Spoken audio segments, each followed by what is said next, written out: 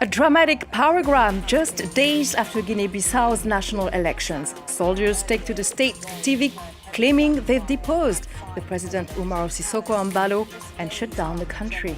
The electoral process has been suspended. The army in Guinea-Bissau says it has taken control of the country, removing President Umaro Sissoco Embalo until further notice. A confusing situation following reports of gunshots near the presidential palace and the National Electoral Commission headquarters, just a few days after people cast their ballots in national elections. The results from that vote were scheduled to be announced tomorrow. A military spokesman said they have now suspended the electoral process.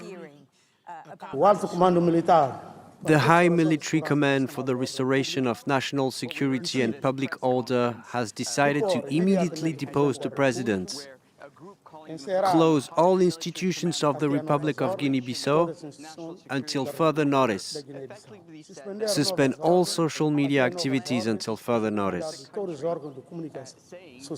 immediately suspend the ongoing electoral process, close land and sea borders and national airspace. And to get more on this developing story, let's bring in Caitlin Kelly, our regional correspondent. Caitlin, thank you for joining us. So what's the latest? So, yes, as you heard, there's been a series of measures put in place, including taking over the country by these officers. Those who spoke on state TV said that the reason all these measures were put in place was to deter what they called a plan that they had just discovered made between a politician and a drug lord that was in theory to destabilize the country and an attempt to manipulate the electoral results. We also know that incumbent President Embalo told French media, including France 24, that he was detained alongside two other military personnel when men in uniform burst into the presidential palace earlier in the day. Residents of Bissau have also told us that there's been a curfew after the day's events. As you mentioned, there were gunshots around the presidential palace and the electoral commission around noon. At the moment in Bissau, things have calmed down, but there is still a military presence. So, Caitlin, what have been the reactions so far? It's an interesting question because there's been a lot of speculation and questions around the nature and motivation behind this evolving situation, essentially. The questions really remain around how the president managed to communicate with media, including France 24, whilst under arrest. And sources I also spoke to in Bissau said that it was the president's own military unit that were deployed after this gunshot incident. So it's very hard to comment on the origin and the motivation behind this military takeover and what it really can be labelled as. We've heard from the UN earlier that they are profoundly concerned, was the word Guterres used, and say they are monitoring the situation. Whilst I've just read a statement from ECOWAS Electoral Monitoring Mission, who ironically have just left the country less than 24 hours ago. They said this was regrettable because they had just met with the leading candidates who had assured them that they would accept the willingness of people, whatever it was. So on the streets of Bissau itself, a country that has sadly quite used to these incidences, there's been 4 coups since independence in the 70s and dozens of attempts. The reactions are quite mixed. I understand it's experienced 4 coups since independence.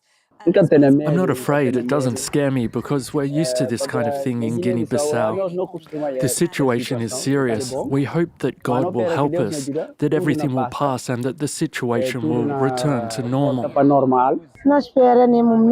I hope that calm returns to Guinea-Bissau and that we can all regain our composure. We shouldn't have to live in this state of anxiety every time there are elections. People in Guinea-Bissau are no stranger to political instability, and since declaring independence from Portugal in 1973, Guinea-Bissau has endured 4 coups along with several failed attempts, including one reported just last month. James Vecina explains. Marred by coups for the past 50 years, the small West African nation of Guinea-Bissau has struggled to find any long-term stability since becoming independent. Following almost 12 years of armed struggle, the country freed itself from its former coloniser Portugal in 1974. The Republic of Guinea-Bissau was founded and the constitution established in 1984. But since then, successful coups and coup attempts have rocked the country. The latest events have taken place exactly 2 years after the previous attempt, when President Umaro Sissoco Embalo was already leading the country.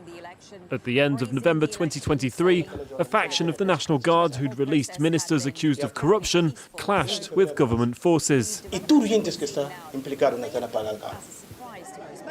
A year before that, 11 people died in what the president said was an assassination attempt on several members of the government. This just after 2 other coup attempts in 2020 and 2019. The last successful coup happened in 2012, ousting interim President Raimundo Pereira in the middle of presidential elections. And in 2003, President Kumbayala was forced to resign following a period of political instability. 4 successful coups in all. President Nino Vieira was killed in 2009 in what's thought to have been a revenge attack. Almost 40% of the country's 2 million people live in extreme poverty, suffering the consequences of corruption and drug trafficking. Guinea-Bissau has long been a hub for cocaine transiting between South America and Europe, with drugs often entering the country via its islands. It's the only African country to be labelled a narco-state by the United Nations, a term used when a country's government, judiciary and military are all deemed to have been infiltrated by drug cartels, and when part of the government plays an active role in running the trade.